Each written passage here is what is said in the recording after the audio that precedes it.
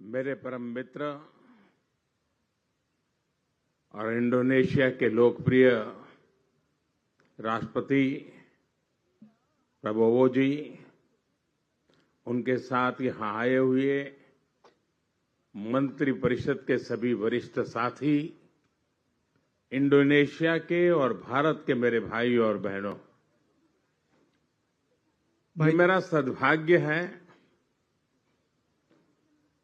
कहीं न कहीं मुझे शिव जी के साथ जुड़ने का अवसर मिल ही जाता है। मेरा जन्म वडनगर में हुआ। हाटकेश्वर महादेव एक बहुत बड़ा तीर्थ क्षेत्र है। सोमनाथ द्वादश ज्योतिर्लिंग में सबसे पहला ज्योतिर्लिंग जो गुजरात की धरती पर है और जिसकी विकास में भी मेरी सीधी जिम्मेवारी है।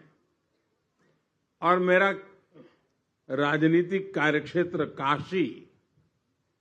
काशी विश्वनाथ महादेव, उसके आशीर्वाद मुझ पर हर निरंतर बने रहे हैं।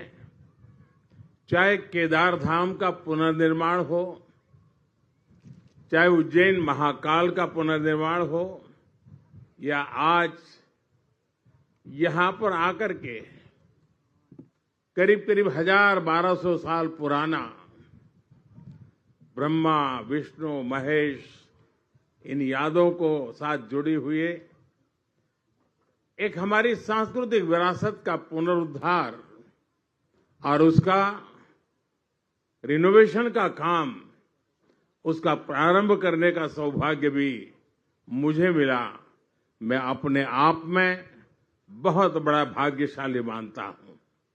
मेरे लिए बहुत सुखद अनुभव रहा। मेरी यात्रा का आज तीसरा दिवस है, लेकिन यहाँ के जीवन में, यहाँ की बातों में, यहाँ की हवा में एक संस्कृति की खुशबू है। वो खुशबू जो हम भारत की धरती पर पल पल अनुभव करते हैं। ये खुशबू हमारी सांस्कृतिक विरासत भी अपने आप में अपनत्व से जोड़ती है। 1200 साल मैं यहाँ के लोगों का हृदय से धन्यवाद करता हूं कि उन्होंने इतनी बड़ी विरासत को जिस प्रकार से संभाला है, जिस प्रकार से संवारा है और श्रद्धा भाव से किया है। इसलिए मैं इंडोनेशिया के नागरिकों का भी और अब तक रहे हुए सभी शासकों का भी मैं हृदय से अभिनंदन करता हूं। अगर मैं लासा में कैलाश मानसरोवर की यात्रा करता हूं और आज मैं इंडोनेशिया के इस पवित्र टेम्पल में आता हूं, मैं देख रहा था एक ही गुंज महामृत्युंजय जाप यहां हो रहा था। ओम नमः शिवाय का उच्चारण हर कोई कर रहा था। ये अपने आप में हृदय को स्पर्श करने वाला था। और मैं देख रहा हूं कि योग्यकार्ता के इस भव्य मंदिर कॉम्प्लेक्स में अब जब हम पुनर्निर्माण का काम करने जा रहे हैं और ये यूनेस्को का वर्ल्ड हेरिटेज है, मुझे पूरा विश्वास है आज के बाद भारत के यात्री तो यहां जरूर आएंगे। दुनिया के दूर दूर क्षेत्रों में कहीं पर भी जाएं, हमें कहीं न कहीं भारत की सांस्कृतिक विरासत के दर्शन होते हैं। ये पूरे साउथ ईस्ट एशिया का दूसरा सबसे बड़ा हमारी विरासत की पहचान है। इस मंदिर में भगवान शिव, मां दुर्गा और गणेश जी की प्रतिमाएं हैं। सदियों तक इस मंदिर में बहुत आस्था से पूजा होती रही है। आज मुझे भी इस मंदिर के दर्शन और बिल्कुल शास्त्रोक्त रूप से पूजन करने का सौभाग्य मिला है।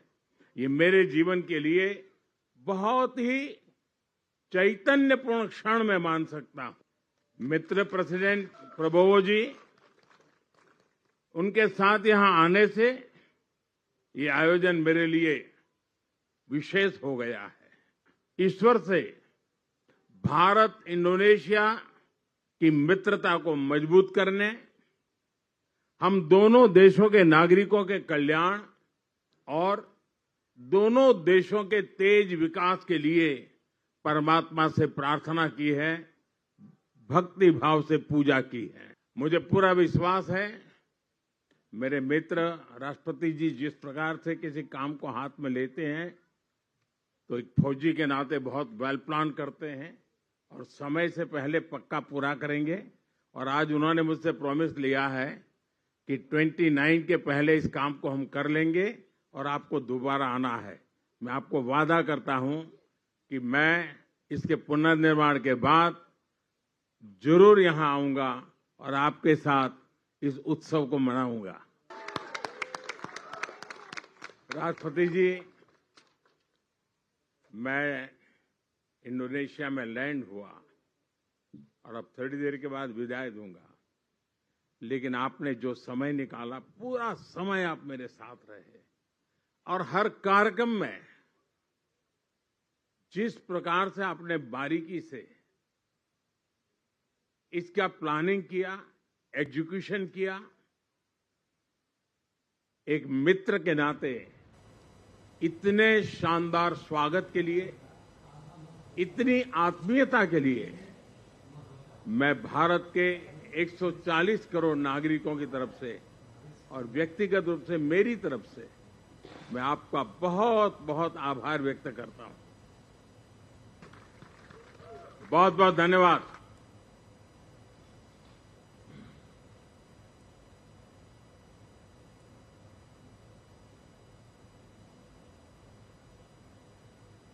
तो मंदिर परिसर में प्रधानमंत्री नरेंद्र मोदी ने अपना वक्तव्य दिया और ये की जो बड़ी बातें हैं वो आपके साथ हम साझा कर लेते हैं। क्या कुछ कहा प्रधानमंत्री नरेंद्र मोदी ने? उन्होंने कहा कि मुझे यहाँ